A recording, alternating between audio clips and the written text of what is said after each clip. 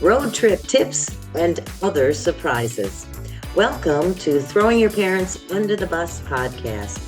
I'm Jane Ubel, and joining me today is veteran crash investigator and driver safety expert Mike Peel. How you doing today, Mike? I am awesome as always. Wonderful, glad to have you. And of course, we also have our TikTok creator and resident student enrichment seeker, Natasha. How you doing, Natasha? I'm great, thank you. Perfect. Well, you're always out on the look for fresh and engaging ideas to bring into the show. And so if you can kick things off today and tell us how you chose this episode on roll and get this episode rolling. Sounds great. So we have Joshua from Moundsview.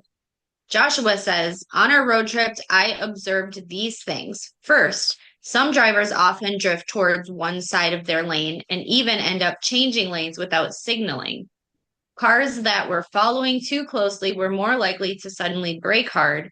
Vehicles speeding up quickly near exits usually meant the driver was trying to merge at the last second, and it looked quite scary sometimes how close they came to hitting other cars.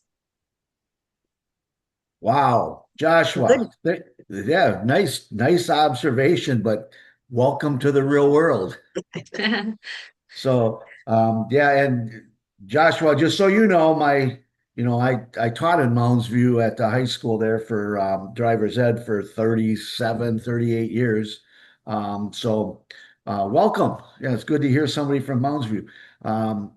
You know, to everybody out there, this is why we are defensive drivers right here.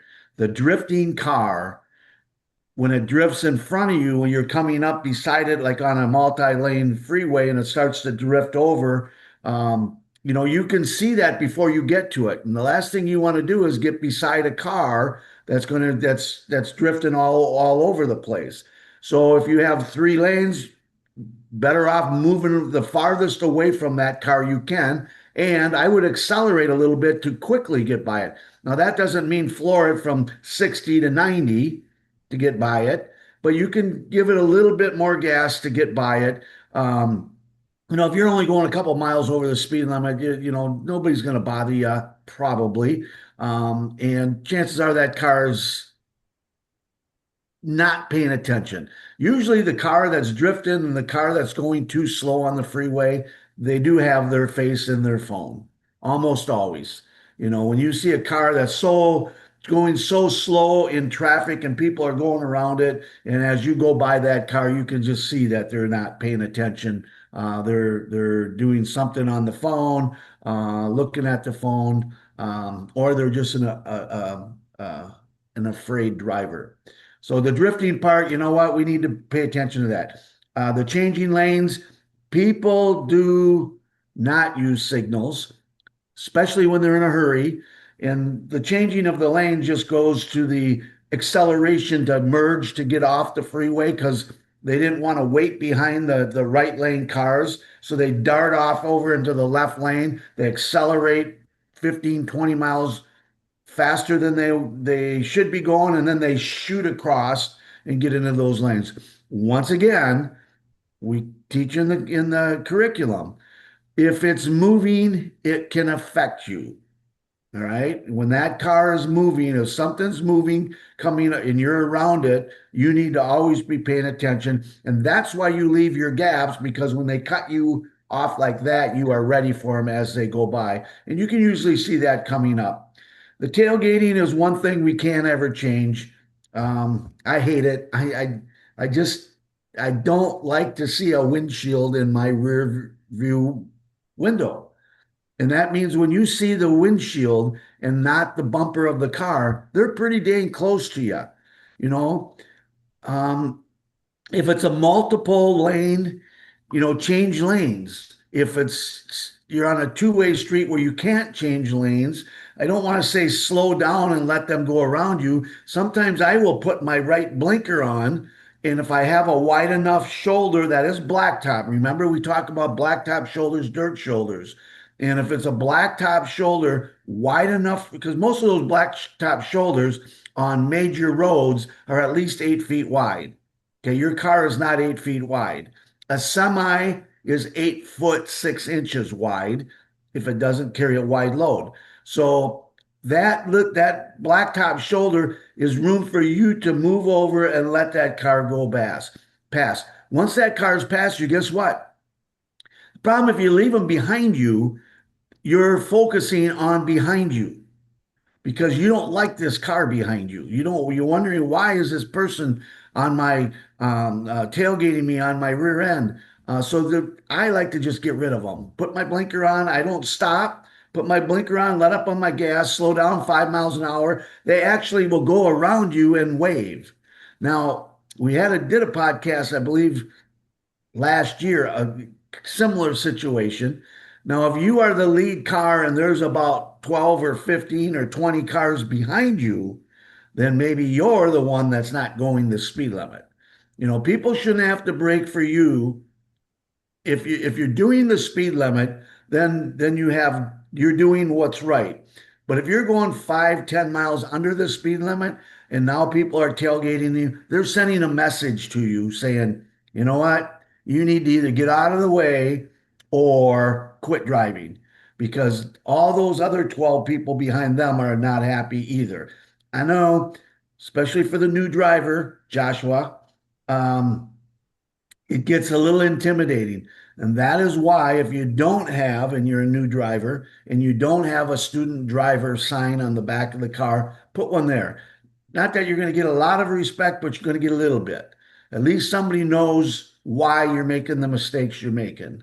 And guess what? That all goes away. So that's all I can say about that. It's just great observation, don't you think, guys? I mean, Well, yes, a lot. And a That lot was of that.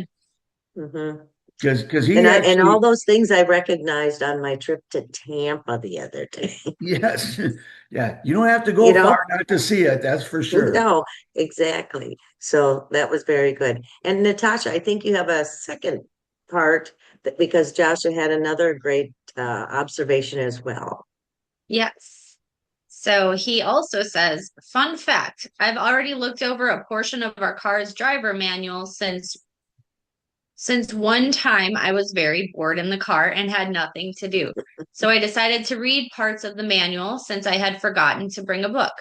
I'm not sure if this is really important, but while reading that manual, I discovered some hidden features of our car, like an armrest that could pop out. We had that car for years and never knew about it. Now we use the armrest almost every single trip.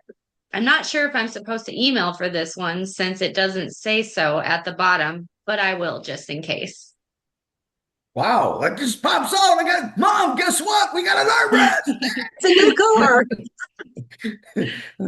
And then Dad goes, "Well, I didn't know that was there." That was funny. That's actually good. See what happens when we read? We learn stuff, right? I just got to say, no, that's actually I I kind of it was humorous when I read that. It was good. But I'm going to just say one thing. Here's the things that we don't know about cars. There's just so many unless you do start reading, and there's so much to read, so you get bored because reading the manual of your car is quite not interesting. Okay, but I want to tell everybody, all of our viewers out there, because yes, Mike Peel just found this out, and I Googled it, and it was amazing. Our new cars are being our wiring coating is made out of soy. Okay? Weird.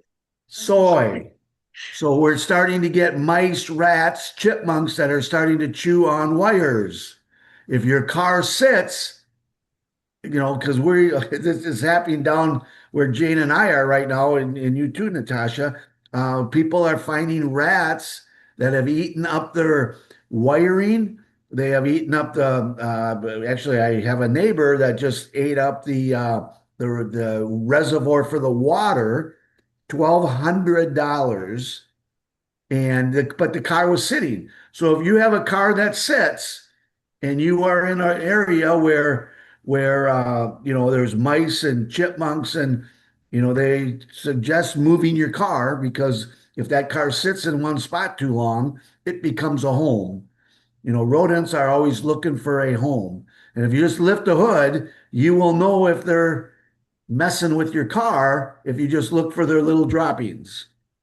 That's usually the first sign right on top of the motor. You'll see it because they don't jump up there and run through like they're crossing the street. They get up there and they're exploring because they're looking for a nest or food.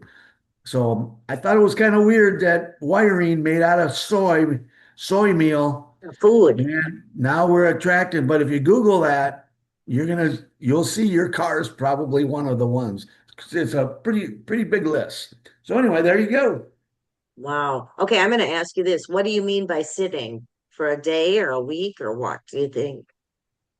Well, they're not going to make a nest in a day.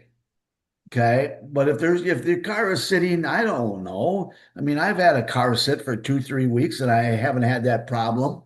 Thank you. I don't want that problem, I you wonder know. if you could, yeah. I wonder, they used to do, I know when I stored my boat, I put in those dryer sheets Dryer sheets. because Yep. they don't like that. I don't know if that would go on fire in your if you put Okay. it in your So hood or something, but the friend that did have the rats up on top, he said there was a rodent spray you could get to spray it. He did that and it didn't work. So I don't have droppings on my car, but we use our car a couple times a day. sure. So, and if you're in a colder place, and you drive the car home, what is the motor? It's warm, right? Yeah, So attracted, if it's cold out, they're attracted to that.